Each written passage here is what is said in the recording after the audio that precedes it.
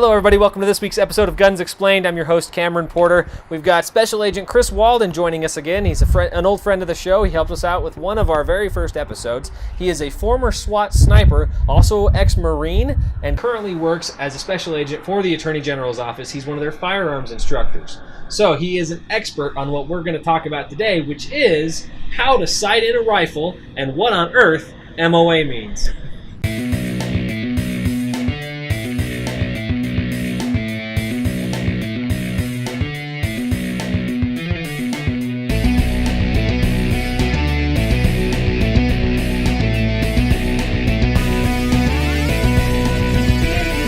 Thank you so much for being here with us, Chris. Hey, thanks for having me back. I really appreciate it. Yeah, we got so much good feedback on the last episode you did with us. We figured we had to get you back. You boost our ratings. That's great. I'm glad to hear that. So what we're trying to get at today is, of course, what are the basic steps for people new to guns, as well as maybe people just new to rifles. What are some of the steps to sight in a rifle? Yeah, there's a couple of different steps, and everybody kind of does it just a little bit differently. The way that I like to do it is the first thing that I always do when I get a rifle, whether it's a tactical rifle that's going to be used for tactical purposes, or whether it's something that I may use for hunting or in the outdoors or something like that. The first thing I always do is I want to mount the scope or whatever optic that I'm going to have. I'm going to put that on top of the rifle. And that may sound really, really easy. On the tactical side, most of them are pretty, self-explanatory. They mount on. They may even come with the mounting brackets already on there so that they'll just tighten right on top of like a Picatinny rail or something like that.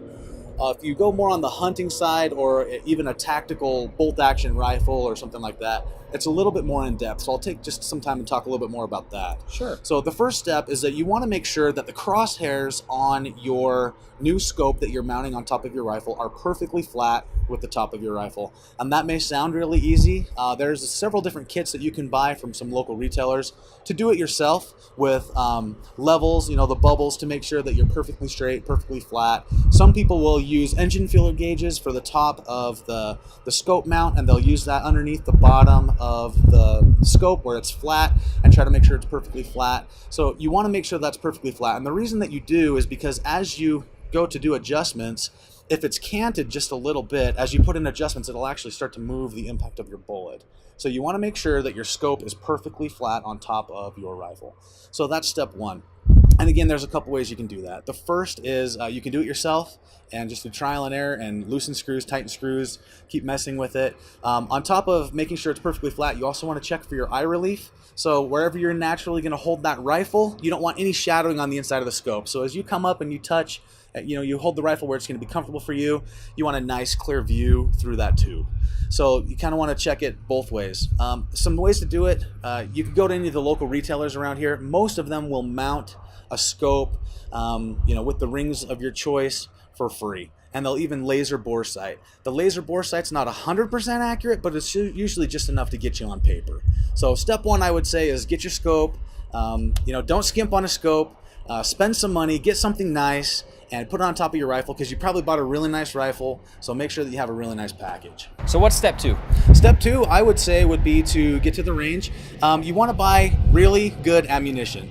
Which is another segment we could do one day talking about ammo, because it's just such an important factor in everything from shooting, safety, everything. But you want to buy really good high-end ammunition. Whatever you're planning on shooting, whether you're a hunter or tactical purposes, shoot that same ammunition when you sight in your optic. You also, if it's possible, you also want to shoot the same lot number. The lot number for ammunition just means that it's ammunition that was made under similar environmental circumstances. So there's a variety of things that go into that. But you want to make sure you're shooting the same ammunition so that you get a consistent impact. But ammunition is extremely important.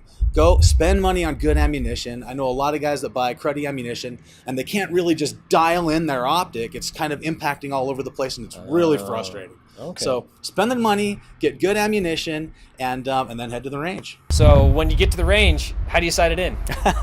That's a great question. What I like to do as soon as we get to the range, I always start closer. if you bought a good rifle and you have a good optic and you spent the money and you bought good ammunition, some hunting ammunition for rifles can be upwards of $3 a bullet. And so the last thing you want to do is shoot a ton at a target that you can't see, or you're not hitting and you're getting inconsistent hits. And so I always start close. I always start at 25 yards. Okay, so you start at 25 yards, and what's the process? So you obviously put a round in the chamber, you test fire a round, and it's off. What do you do? Yeah, so I would just make an adjustment on the scope. So on your scope, it will tell you what the adjustments are. Most optics are MOA, minute of angle, and most scopes are going to be 1/4 of an inch minute of angle. So minute of angle means 1 minute of angle is 1 inch at 100 yards, 2 inches at 200, 3 inches at 300, 4 inches at 400. That's 1 minute of angle. So a sub-MOA gun, for example, would mean if everything was perfect, your shooter knew what they were doing, there was no wind, and they were shooting high-quality ammunition, and it was a sub-MOA gun, it would mean that at 100 yards, the group is less than 1 inch. Or at 200, the group is less than 2 inches. Or at 300, the group is less than 3 inches. Does that make sense? So it gets exponentially bigger. Because if you miss by a little at 100, as you go further out, that bullet continues to travel in that line, and you'll miss bigger the further out you go. Okay. All right. So there are on the scope, there are little dials, I guess, that you can turn to adjust to where your crosshairs are meeting. Right. And then you just move those to match wherever your bullet is hitting. Yeah, so your gun is going to shoot where your gun is going to shoot. There's not much that you can do to adjust that. What you're trying to do is adjust your optic to where it's going to hit where your rifle is hitting. So then when you aim through your scope, you know where the rifle is going to impact. Typically on your rifle optics, there are 2 knobs. Sometimes there are 3, depending on what scope that you bought. You're going to get a windage and elevation, meaning you'll adjust. Windage will be for left and right. Elevation is for up or down. And so as you get an impact on the paper, I always shoot 3-shot groups because, sometimes shooting is not the shooter's not perfect. So I'll take those and I'll see where the rifle's hitting. I don't ever shoot just 1 round at a time. I shoot a 3-shot group and then I'll adjust that accordingly. Okay. Gotcha. So you do that at 25 yards and you've got it set. Are you done? Nope. So at 25 yards, the reason I start closer is because your chances of missing are a little bit less. You're a little bit closer, so you'll be able to see your impacts, and you want to dial your rifle right in at 25. And then I move back to 50, and then I move back to 100, and I just repeat the process. A lot of people think that rifles shoot in a perfectly straight line. They do not. The bullet will actually climb, and then it'll start to fall. And each bullet has a different, each rifle has a different arc and angle, has a different twist rate. Each gun is going to perform a little bit differently. So you'll start to see, if you zeroed your rifle at 25 and you just went to go shoot it 100 yards, you would see that round either rise or fall depending on what it was that rifle was doing. Gotcha, because you can't be as precise on 25 yards just because it doesn't have as long to go whatever direction it's going. Exactly. And so it could be 2 inches off at 100 yards, but not even noticeable at 25. Correct. Gotcha. So you do it 25, and then you go to 50, and then you go to 100. I go to 100. Okay. And I always zero my rifles at 100, and then there's a ton of data available online. You can plug in the optic that you're shooting, the rifle that you're shooting, the twist rate of your barrel, and the ammunition that you're shooting, whether it's reloads or it's factory-grade ammunition. And there are a number of apps that are available. You can call the manufacturers, and they will build you a range card or a data card.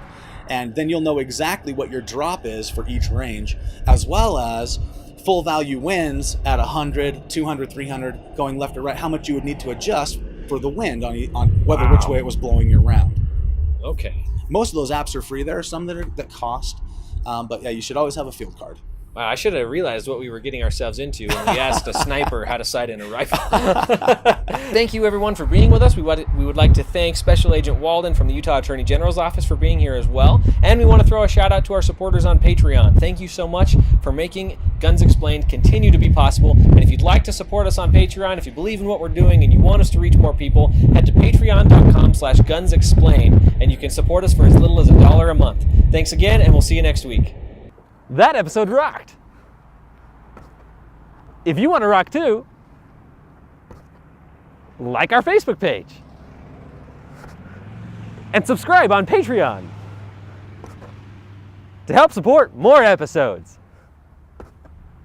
Have a good day.